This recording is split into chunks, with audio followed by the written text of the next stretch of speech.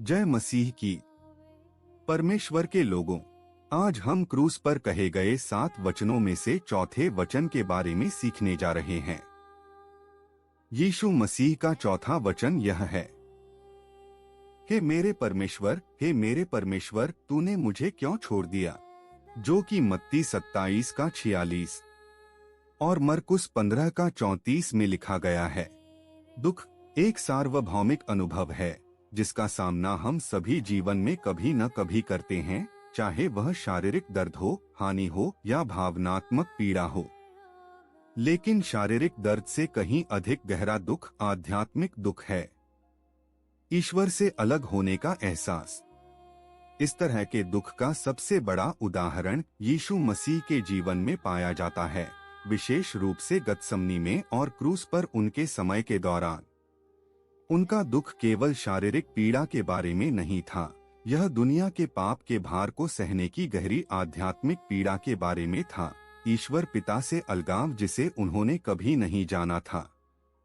फिर भी उनकी पीड़ा में हम सीखते हैं कि कैसे ईश्वर हमारे सबसे बुरे समय में भी हमारे साथ मौजूद हैं, हमारे साथ चल रहे हैं और हमें हमारे दुख से उबार रहे हैं। मत्ती 26 का 36 से लेकर 46 तक हम यीशु को गतसमनी में पाते हैं, जो उस बोझ का सामना कर रहा था जिसे वह सहने वाला था। उसने अपने शिष्यों से कहा, मेरा जी बहुत उदास है, यहाँ तक कि मेरा प्राण निकला जा रहा है। मत्ती 26 का 38। यह दुख केवल शारीरिक या भावनात्मक ही नहीं था, बल्कि आध्यात्मिक भी था। यीशु जानता था कि उसे किस पीड़ा का सामना करना है, न केवल क्रूस का दर्द, बल्कि पिता से अलग होना, क्योंकि वह पूरे दुनिया के पाप को सहेगा। उसने प्रार्थना की, पूछा कि क्या इस पीड़ा से बचना संभव है, लेकिन फिर भी उसने परमेश्वर की इच्छा के आगे समर्पण कर दिया। जैसा मैं चाहता हूँ वैसा नहीं, परंतु जैसा तू चाहता है वैसा ही हो। मत्ती 26 का 39। बगीचे में जहां वह प्रार्थना कर रहा था, यीशु ने हमें दुख की वास्तविक गहराई दिखाई। जब हमारी इच्छा परमेश्वर की इच्छा से अलग होती है और फिर भी हम उसकी योजना पर भरोसा करना चुनते हैं, भले ही वह दर्दनाक हो। जैसे जैसे यीशु क्रूस पर लटका, उसकी पीड़ा बढ़ती गई। 6ठे घंटे से लेकर 9वें घंटे तक अंधकार ने भूमि को ढक लिया, जो आध्यात्मिक अंधकार का प्रतीक है, जिसे यीशु हमारे लिए पाप बनने के कारण सह रहे थे। अपनी पीड़ा के चरम पर यीशु ने पुकारा, हे मेरे परमेश्वर, तूने मुझे क्यों छोड़ दिया। मत्ती 27 का 46। ये शब्द आध्यात्मिक पीड़ा की गहराई को दर्शाते हैं, जिसे यीशु ने अनुभव किया जब उसने पाप का भार और परमेश्वर के न्याय को अपने ऊपर उठाया।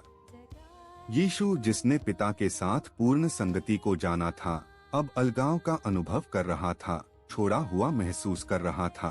फिर भी यह रोना स्थायी परित्याग का संकेत नहीं था, यह पाप के परिणामों की अस्थायी अभिव्यक्ति थी।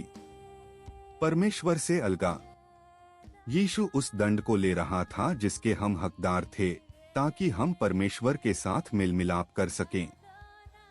यीशु ने केवल शारीरिक रूप से ही दुख नहीं उठाया, उसने आध्यात्मिक रूप से भी दुख उठाया।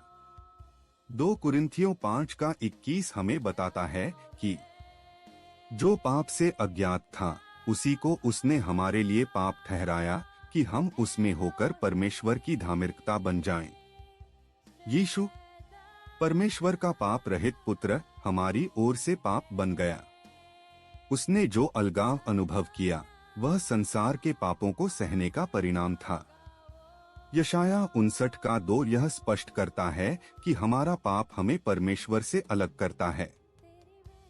हम अपने पापों के कारण परमेश्वर से अनंतकाल के लिए अलग होने के पात्र हैं, लेकिन यीशु ने हमारे प्रति अपने महान प्रेम में उस अलगाव को अपने ऊपर ले लिया। उसने पिता से परम अलगाव का अनुभव किया, हमारे पाप की सजा को सहा, ताकि हम परमेश्वर के साथ रिश्ते में वापस आ सकें। जब हम दुख का अनुभव करते हैं, तो हम परमेश्वर से अलग महसूस करते हैं, जैसा कि यीशु ने क्रूस पर किया था।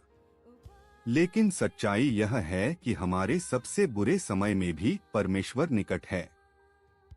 इब्रानियों 5:7 से लेकर 11 तक हमें याद दिलाता है कि यीशु ने अपने दुख में ऊंची आवाज में पुकार और आंसू बहाते हुए प्रार्थना की, इस विश्वास के साथ कि परमेश्वर उसकी सुनेंगे।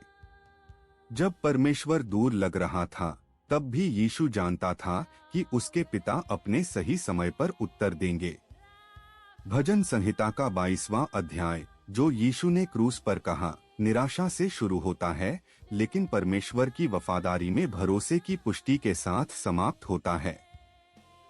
यीशु का त्याग का अनुभव अस्थायी था और वह जानता था कि परमेश्वर उसे हमेशा के लिए तुच्छ नहीं समझेगा या त्याग देगा। इसी तरह जब हम अकेलापन महसूस करते हैं, तो हम भरोसा कर सकते हैं कि परमेश्वर निकट है और वह हमारी पुकार सुन रहा है।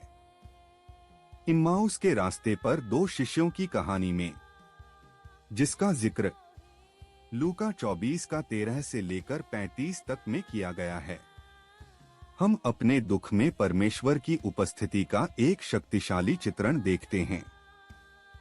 यीशु के क्रूस पर चढ़ने के बाद 2 शिष्य उनकी मृत्यु पर शोक मनाते हुए सड़क पर चल रहे थे।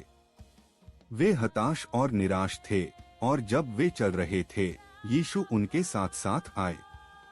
उन्होंने उसे पहचाना नहीं, लेकिन वह उनके साथ था, उनका दुख सुन रहा था और उनके दिलों से बात कर रहा था। बाद में जब उसने उनके साथ रोटी तोड़ी, तब जाकर उनकी आंखें खुली।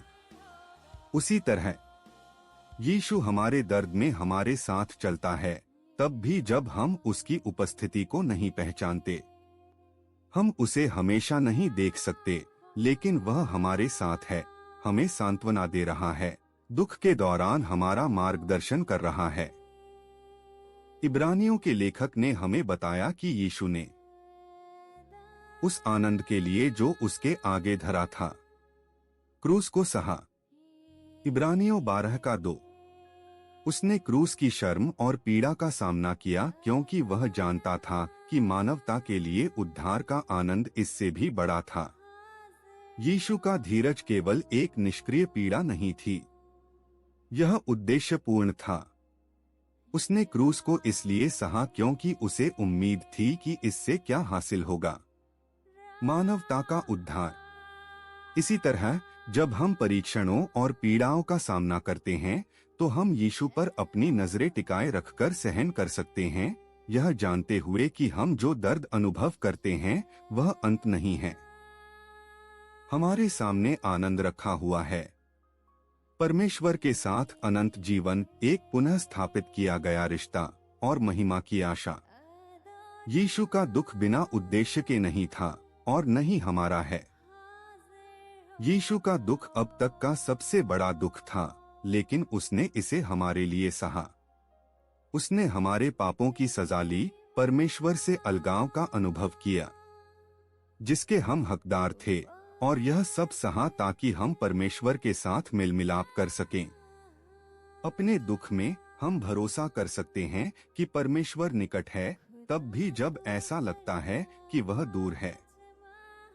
जैसे यीशु इम्माउस के रास्ते पर अपने चेलों के साथ साथ चले, वैसे ही वे हमारे दर्द में हमारे साथ चलते हैं।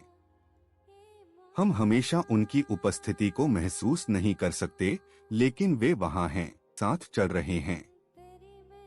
जब हम यीशु पर अपनी नजरें टिकाते हैं, तो हम सहन कर सकते हैं, यह जानते हुए कि हमारा दुख हमारा अंत नहीं है, बल्कि हम एक ऐसे आनंद की ओर बढ़ रहे हैं जो दर्द से कहीं ज्यादा उच्च स्तर पर है। अंत में मैं कहना चाहूंगा कि जब हम दुख का सामना करते हैं, तो हमें याद रखना चाहिए कि यीशु हमारे दर्द को समझते हैं। उन्होंने सबसे बड़ा दुख सहा ताकि हमें अनंत आनंद मिल सके। चाहे हम कितने भी अलग-थलग महसूस करें, परमेश्वर हमारे साथ है। उनकी उपस्थिति पर भरोसा रखें, यह जानते हुए कि वे हमारे साथ चल रहे हैं और हमें कभी नहीं छोड़ेंगे। हमारे सामने रखा गया आनंद उनके साथ अनंत जीवन। आज हम जो दुख झेल सकते हैं उसके लायक है। धन्यवाद। मैं पूरी आशा रखता हूं कि परमेश्वर ने आपसे इस संदेश द्वारा बात की होगी। आए हम इकट्ठे विश्वास में दृढ़ रहे और यीशु मसीह में बने रहे।